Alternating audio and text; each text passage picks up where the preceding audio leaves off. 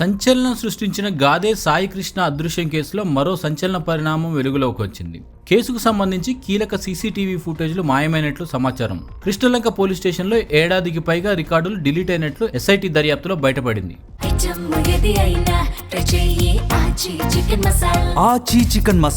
Supreme court మార్గదర్శకాల ప్రకారం కనీసం 18 నెలల పాటు సీసీటీవీ ఫుటేజ్ను భద్రపరచాల్సి ఉన్నా ఆ నిబంధనలు అమలు కాలేదన్న ఆరోపణలు వినిపిస్తున్నాయి.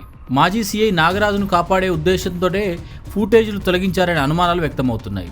స్థానిక టెక్నీషియన్ సహాయంతో వీడియో రికార్డులను డిలీట్ చేసి ఉండొచ్చని దర్యాప్తు సంస్థలు అనుమానిస్తున్నాయి. అదే సమయంలో సాయికృష్ణ తల్లి విజయలక్ష్మి దాఖలు చేసిన పిటిషన్ పైన హైకోర్టు కీలక ఆదేశాలు జారీ చేసింది. మే 1 నుంచి జూన్ 1 వరకు ఉన్న సీసీటీవీ దృశ్యాలను భద్రపరచాలని స్పష్టంగా ఆదేశించినప్పటికీ పరిశీలనలో కేవలం 2 రోజుల ఫుటేజ్ మాత్రమే ఉన్నట్లు గుర్తించారు. దీంతో ఎస్ఐటీ హార్డ్ డిస్కులు, డీవీఆర్లు, ఎన్వీఆర్లను స్వాధీనం చేసుకుని ఫోరెన్సిక్ పరీక్షలకు పంపింది.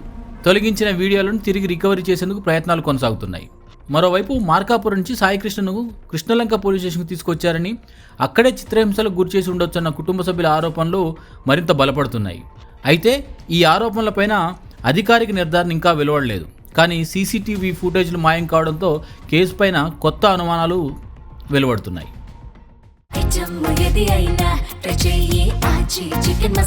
ఆచి చికెన్ మసాలా